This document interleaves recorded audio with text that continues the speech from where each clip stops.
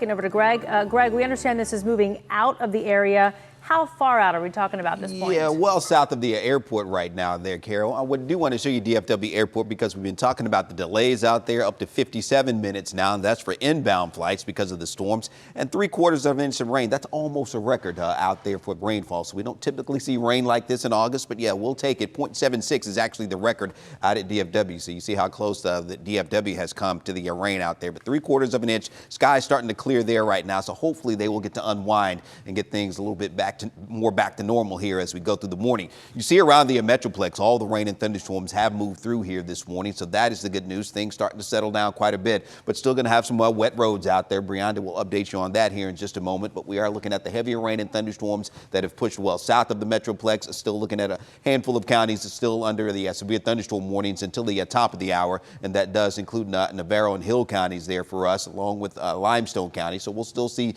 that damaging wind threat pushing south of Corsicana right now. So that's going to get down toward Mejia in those areas and eventually down toward Waco. So those will push down into central Texas with that damaging wind threat that will continue there. So that warning goes until 7 a.m.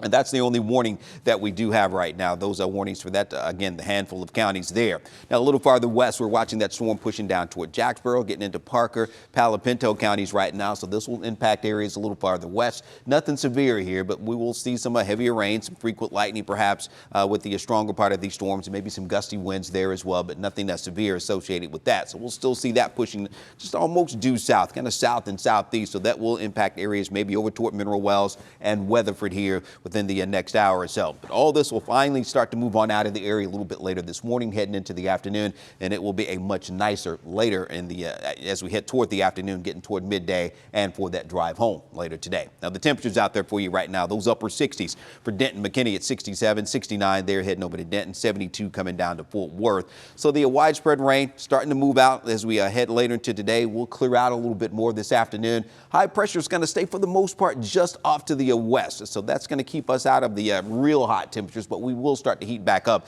later this week as the rain changes. Yeah, they do dry up. They evaporate altogether after today. That heat dome slides a little further back to the east as we head toward the end of the week, so that's going to heat us up a little bit. Humidity sticking around as well. Now today only around 90 degrees, upper 80s to around 90. We'll be in the low 90s tomorrow, but look at that heat index. It's going to be up over 100 as we head toward the latter half of this week, and those daytime highs are going to get back close to 100 as well as we head toward the end of the week there, heading on into Friday. We'll be up around 99, so we'll see if we actually hit 100 once again later this week. Now here's that 14-day forecast for you as we are looking at those temperatures today. A little bit on the cooler side, but yeah, we do heat back up. No rain chances through the end of the week, so this is going to be it for a while, it looks like, as far as the rain is concerned. Upper 90s as we head into next weekend and the second half of that 14-day forecast. I know that's a big back-to-school week for a lot of kids here in North Texas. We'll be talking more about that as well, but those highs, they're going to be hot in the upper 90s. But this morning, big problems out there on the roads, so I do want to get back over to Brianda, checking on traffic.